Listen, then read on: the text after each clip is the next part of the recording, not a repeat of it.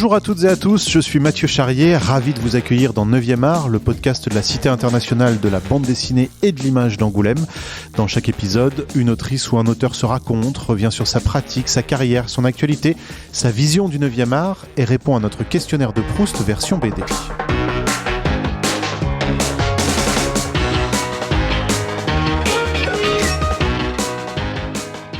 Je suis une autrice de bande dessinée arménienne et je vis à Angoulême depuis 8 ans.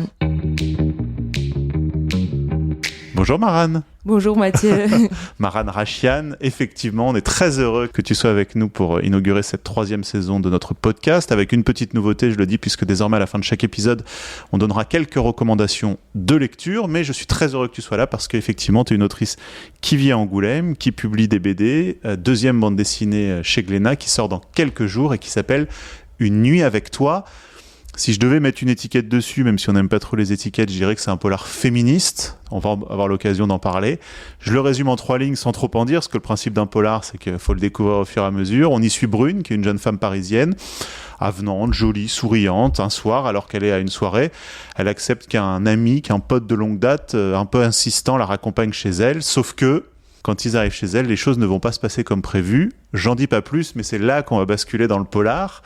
D'abord, comment t'es venue l'idée et l'envie de cette histoire? J'aime beaucoup regarder des émissions qui font peur, des podcasts ou des faits entrées accusés. Ça me fait énormément peur, mais en même temps, ça m'excite. Sauf que j'avais tellement regardé une période que j'avais peur de sortir, de rentrer. Et donc j'ai arrêté de regarder un bon moment. Ce qui s'est passé, c'est que, il m'est arrivé une petite chose, pas grave du tout, sauf que dans ma tête, en fait, je ne savais pas s'il faut avoir peur ou pas. Et j'ai commencé à imaginer dans ma tête qu'est-ce qui se passerait si ça allait plus loin, etc. Et c'est parti comme ça, c'est devenu une histoire. Oui, parce que là, tu donnes une dimension polar, mais finalement, cette situation d'une jeune femme qui se retrouve un peu sous la pression d'un homme, on a l'impression que c'est presque toutes les jeunes femmes aujourd'hui connaissent ça. Oui, je sais que ça arrive à toutes mes copines. C'est quelque chose tellement qui fait partie déjà de notre quotidien c'est là où tu ne sais pas si c'est grave ou pas parce que c'est devenu très normal en fait. Et tu te culpabilises aussi d'avoir peur et tu dis qu'en fait c'est toi dans ta tête. Oui, tu culpabilises aussi peut-être parce que ce qu'on voit bien dans ta bande dessinée, c'est le côté, j'allais dire, avenant de la personnage. C'est-à-dire, elle est souriante, ce qui ne veut pas dire qu'elle drague le garçon en question. Mais on voit bien que tu insistes beaucoup sur le fait que finalement, ce n'est pas parce qu'une jeune fille est avenante et complice avec un garçon qu'elle a envie que ça aille plus loin. En fait, je n'aime pas beaucoup parler de mon expérience, mais c'est vrai que je souris tout le temps. Ça fait partie, j'ai l'impression que le sourire, c'est ma bouche normale. Et dans ma vie, ça a été très, très souvent interprété autrement. Et il fallait s'expliquer et se justifier, en fait, que je souris parce que c'est normal sourire aussi. Oui. C'est vrai que si on va plus loin, ton personnage te ressemble beaucoup. Les traits que tu lui donnes, le personnage de Brune. Pas du tout, Mathieu. Tout le monde me dit ça, mais je t'assure... Je t'assure que il y a un modèle que je trouvais très belle. Je m'étais bien un peu inspirée d'elle. Je ne voulais absolument pas que ça me ressemble, je t'assure. Le seul problème, c'est que depuis ce qu'ils voient, me disent tous « Ah, tu t'es dessinée », alors que pas du tout, c'est pas le cas. Je pense que c'est normal parce que quand je réfléchis à qu'est-ce qu'elle ferait à ce moment-là, c'est gestuel. Je pense qu'est-ce que je ferais. Donc peut-être inconsciemment, ça me ressemble. Mais ce n'était pas du tout voulu. Au contraire, bien au contraire. Oui, c'est ça. Ça veut peut-être dire effectivement que tu as tellement mis de toi, de ton expérience dans ce personnage que petit à petit... Oui. Mais ce n'était vraiment pas le but. Au contraire, je n'aime pas du tout me mettre en avant dans l'histoire. Donc... Il y a aussi une dimension intéressante, c'est la question de la parole des femmes. En l'occurrence, là encore sans trop en dire, mais puisqu'on est dans un polar, est-ce qu'elle est victime? Est-ce qu'elle est bourreau? Est-ce qu'elle est au milieu des deux? Est-ce qu'on va la croire? C'est une question qui revient beaucoup. Oui, parce qu'elle n'avait pas choisi d'être là. Elle s'est retrouvée dans une histoire qu'elle n'avait pas demandé. Elle voulait juste rentrer chez elle et manger. Nous, en tant que lecteurs, au bout d'un moment, On se demande aussi finalement si elle est vraiment innocente, dans le sens où évidemment la situation de départ lui échappe et elle est victime.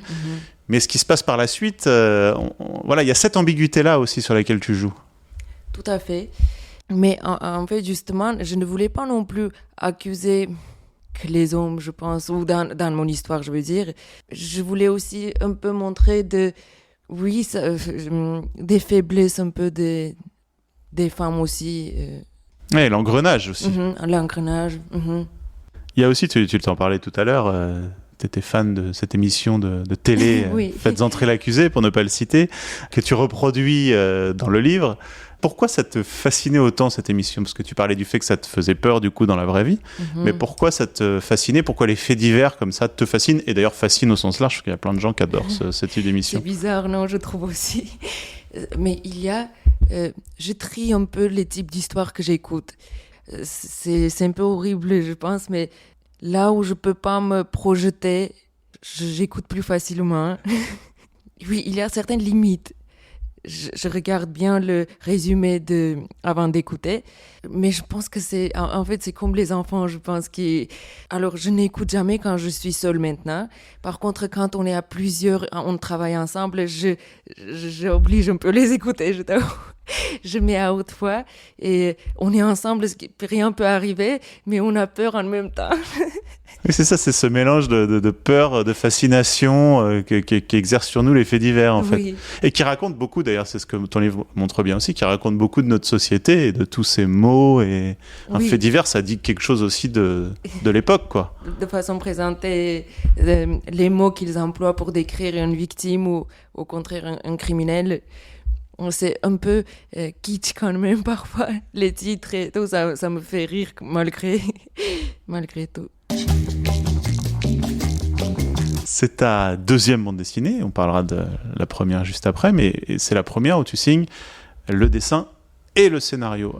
Pourquoi tu as eu envie sur la première, c'était avec Laurent-Frédéric Bollé, pourquoi tu as eu envie de reprendre le scénario et finalement d'avoir une bande dessinée qui est signée Maran dans toutes ses largeurs?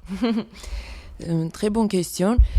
Je ne pensais pas que ça va venir maintenant. J'ai toujours voulu raconter, mais c'était tellement compliqué. Je ne savais pas où commencer, comment développer l'histoire. C'était quelque chose que je ne pensais pas le faire maintenant. Mais l'expérience avec Laurent-Frédéric Bollé m'a tellement... Je pense que même lire un synopsis et voir comment il construisait son synopsis, bon, c'est rien à voir, je suis très loin pour avoir son maîtrise, mais ça m'a appris des choses. Je pense que je suis pas très bon pour inventer des histoires fantastiques ou il faut absolument que je vis cette histoire pour pouvoir le raconter. Et heureusement ou malheureusement, ça m'est arrivé une histoire qui m'a vraiment inspiré beaucoup. C'est là où c'est parti. Mais si ça n'était pas le cas, je sais pas si j'aurais pu écrire. Tu fais la couleur aussi.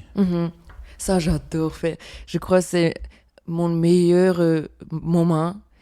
Je trouve que ça ajoute tellement d'émotions, ça ajoute tout en fait. J'adore faire ça et en plus c'est le moment où je ne réfléchis plus comme quand je dessine. C'est plus détendu, je prends juste plaisir. On parlait de Laurent-Frédéric Bollé, donc qui signait le scénario de ton précédent livre, qui a participé à ce podcast d'ailleurs pour son livre sur Malik Oussekine, je le signale. Laurent-Frédéric, le précédent livre, c'est un livre sur Patrick Devers, qui était ton premier projet chez un gros éditeur, Glénat en l'occurrence. Qu'est-ce qui a changé ? Qu'est-ce que ça t'a appris, ce premier livre ? Déjà, ça m'a appris d'aller jusqu'au bout d'un projet. Au début, c'était inimaginable que ça peut devenir un livre, mais quand tu vas de A à Z, et ça m'a pris 2 années et demie parce que j'étais étudiante à ce moment-là, c'était vraiment un moment de ma vie que j'ai passé avec ce livre. Ça m'a appris d'être, déjà pour l'organisation, rigoureux, on dit, et puis...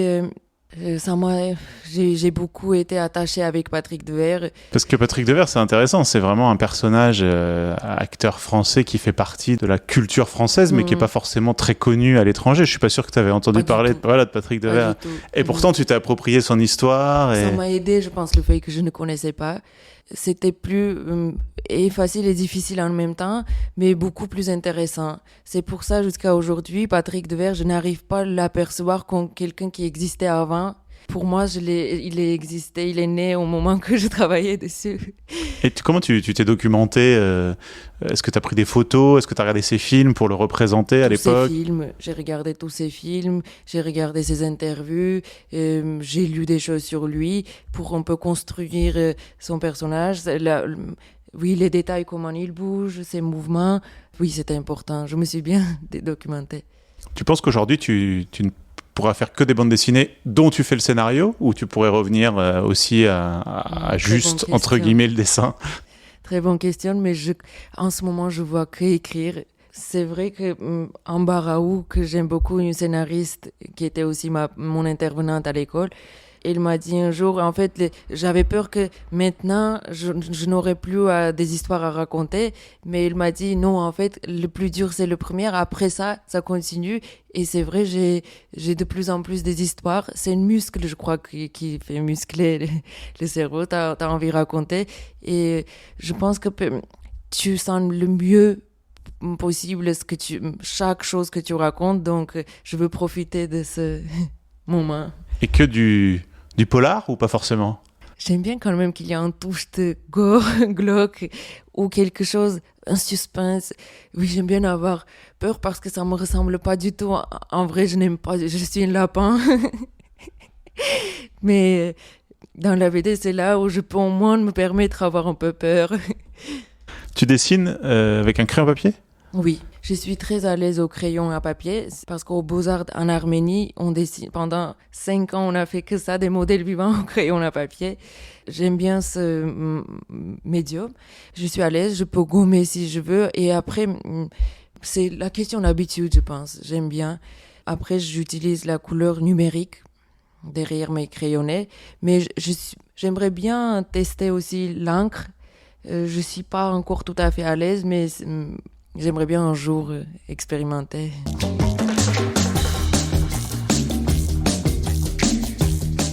Ah, justement, tu parlais des Beaux-Arts en Arménie, puisque tu es arménienne, tu l'as dit au début de ce podcast. Comment on découvre la bande dessinée quand on est une petite fille en Arménie? En France, on baigne dans la bande dessinée. Chez tout le monde, il y a au moins un Astérix ou un Lucky Luke ou un Tintin qui traîne. Comment ça se passe en Arménie? Comment tu as découvert cette bande dessinée? Mathieu, j'ai découvert quand j'étais une petite fille. J'avais 19 ans. J'étais déjà adulte. Mais je vais jamais oublier, si je ne me trompe pas, je pense que j'avais vraiment 3-4 ans. Il y avait un seul page de bande dessinée, je pense que j'avais vu. C'est qu'en Arménie, c'était après la guerre, on avait tous des poux dans les cheveux. Et il y avait des petites affiches où ça dit comment il faut laver pour ne plus avoir des poux. Je crois que c'était en bande dessinée, ça m'avait trop marqué. Mais après, c'était à 15 ans, j'ai découvert la bande dessinée parce qu'il y avait le festival organisé par des auteurs, Laurent Mélikian, Jean Mardican, Dominique Bertaille, Gérald Goritz, bref, un groupe des auteurs qui étaient venus en Arménie pour organiser le premier festival. Là, c'était un claque que j'ai pris parce que je savais pas que ça existe vraiment. Vraiment, c'était pas du tout, on lisait pas. Et je me suis dit, c'est ça que je veux faire après. Parce que ça, c'était avant les Beaux-Arts. Donc tu dessines au moment des Beaux-Arts. Oui. Tu fais les Beaux-Arts en parallèle. Et dans l'idée de faire de la bande dessinée? Non, je voulais faire, je pense, illustration ou animation. Mais c'était pas tout à fait justement ce que je voulais faire. Mais je pensais pas qu'il y a entre deux. Je suis sûre qu'il y a des gens qui connaissaient à ce moment-là la bande dessinée en Arménie. Mais moi, non. J'avais pas pensé à ça. Et du coup, tu te dis, je veux faire de la bande dessinée, je vais vivre à Angoulême. En fait, c'était Jean Mardican qui m'a dit, qui est décédé malheureusement aujourd'hui, qui m'a dit, il faut juste que tu apprennes le français et à Angoulême, il y a une très bonne école. Voilà, il faudra postuler, faire ton portfolio. Et je me suis mis sur ce projet. Donc, tu as appris le français et tu as postulé l'école Célésie, l'école européenne supérieure de l'image. Et c'est là qu'en parallèle, tu commences déjà à faire cette BD sur Patrick Devers. C'est en dernière année. Alors que tu es encore à l'école. Oui. Parce que c'était vraiment le meilleur jour de mon festival, je pense, parce que je travaillais comme libraire chez Glénat pendant le festival de BD. Et le libraire que j'aime beaucoup, Alain, qui tient le stand, m'a dit Maran, je connais un éditeur, tu voudras montrer ton portfolio pendant la fête de Glénat. Donc j'ai ramené mon portfolio, mais j'étais vraiment terrifiée parce que c'était pas le moment du tout et j'aime pas m'incruster. Sauf que bon, c'était grâce à Alain et Julie, j'ai montré mon portfolio à Franck Marguin, qui m'a dit, en regardant, j'ai un projet pour toi, je pourrais te proposer. Et c'est parti comme ça. Et c'est la vraie histoire, parce que Franck raconte la même chose, qu'il était à table et qu'effectivement, tu arrivé avec ton portfolio et tu l'as mis sous le nez et il a regardé. Il souriait, je me suis dit, c'est pas le moment et que je le dérange, mais il était très gentil, oui. Je lisais aussi que l'une des premières BD qui t'a marqué, c'est une BD signée Pénélope Bagieux. Ah oui, en fait j'avais 19 ans, je suis venue en France pour la première fois pour le festival de BD. J'avais 19, j'étais pas encore étudiante, c'était juste pour le festival. J'avais tellement entendu de ce festival et je connaissais rien. Aucune référence vraiment larguée et je me promenais dans le bulle pour regarder des BD. Je savais même pas ce que j'aime en fait, juste du feuilleter les dessins et je tombe sur la couverture de Pénélope Bagieux, la page blanche. C'était ouf parce que j'aime bien les couvertures avec une femme, les couleurs, et c'était une femme qui avait perdu son mémoire. C'était un peu moi paumée au milieu de tout ça. C'était le premier livre que j'ai acheté et j'adore. Jusqu'à maintenant, j'ai un attendrissement pour cet album. Est-ce que tu as déjà l'idée du suivant album? Oui, on a signé chez Glénat dernièrement. Je peux pas dire tout, mais ça va être une histoire un peu inquiétante, oui. Toujours dans le polar? Oui. Et toujours sociétal? Oui, toujours. Donc tu es en train quand même de trouver une voie dans... Sans faire exprès, juste tu fais ce qui m'intéresse.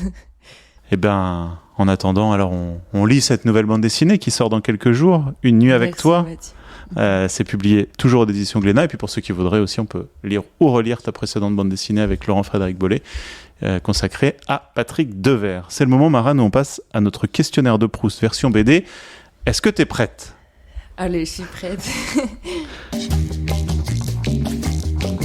La première BD que tu as lue?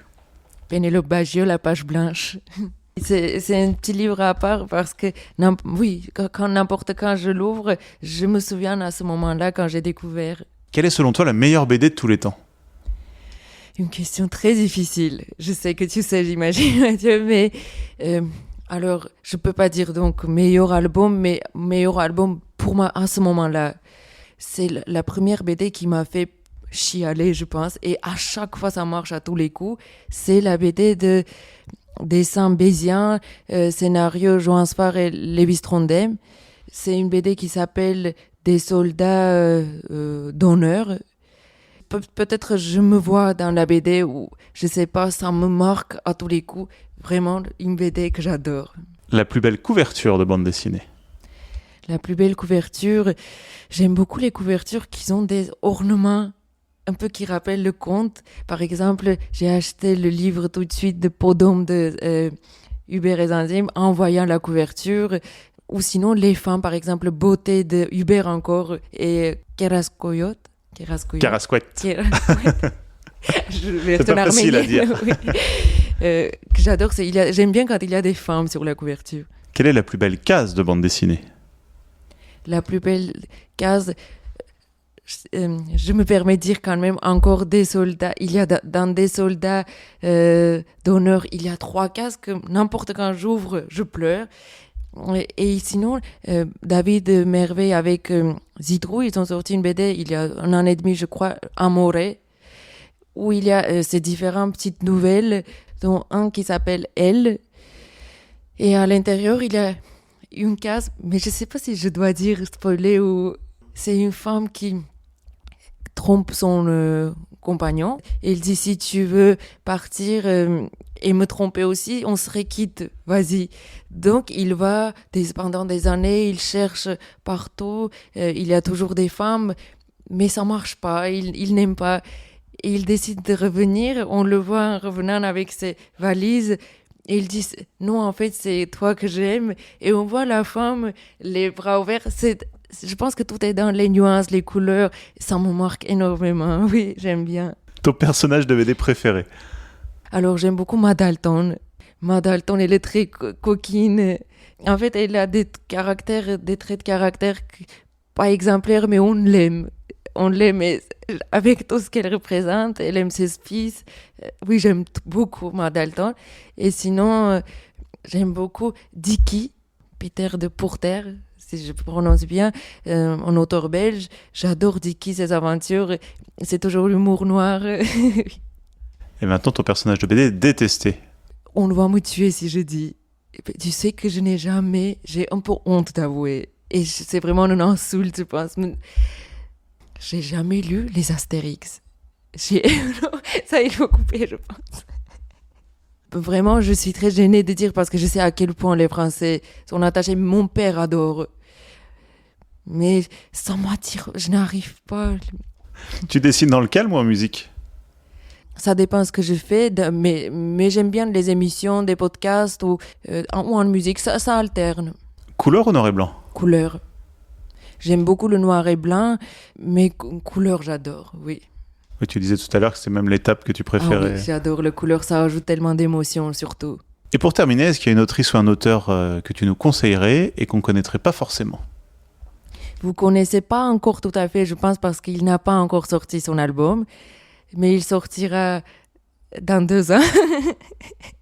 C'est un auteur qui s'appelle Timothée Maurice, et il va sortir un album chez Glénat, Le Grand Tohu Bohu. Je le vois travailler tous les jours, donc c'est magnifique. J'en dis pas plus, mais bientôt.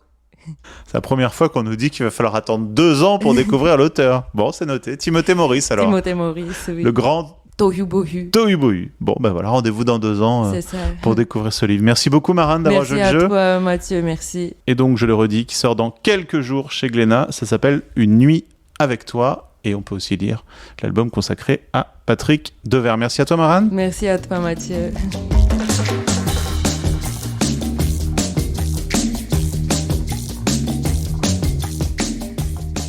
Et pour terminer, nos coups de cœur de la quinzaine, avec d'abord Le Grand Incident signé Zelba aux éditions Futuropolis. L'autrice imagine une époque dans laquelle les sculptures, peintures et toutes les femmes nues du musée du Louvre décident de disparaître. Elles veulent dénoncer les réflexions et attouchements dont elles sont la cible chaque jour de la part des visiteurs masculins. Heureusement, la direction du musée finit par trouver une solution. Les visiteurs hommes devront se déshabiller pour accéder au musée. Une fable drôle et féministe qui interroge la représentation de la femme dans l'histoire de l'art. Le Grand Incident est publié chez Futuropolis.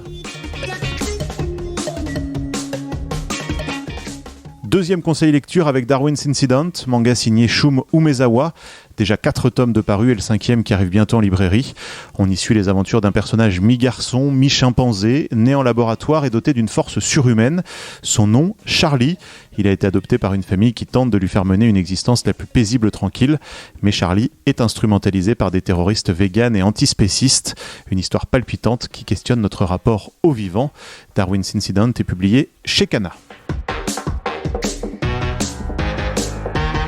Et puis un rattrapage sorti il y a quelques mois, l'album Mes 14 ans de Jeanne Boérez, Lisa Chetto et Lucie Michaelian, qui adapte ici son podcast éponyme. Elle y raconte la découverte de sa sexualité, très contrainte par le patriarcat ambiant, poids, caractère, obligation de jeune femme. Comment s'émanciper de toutes ces contraintes? Un album, une histoire ancrée dans son époque, à mettre entre les mains de toutes les adolescentes. Mes 14 ans est publié aux éditions Gallimard.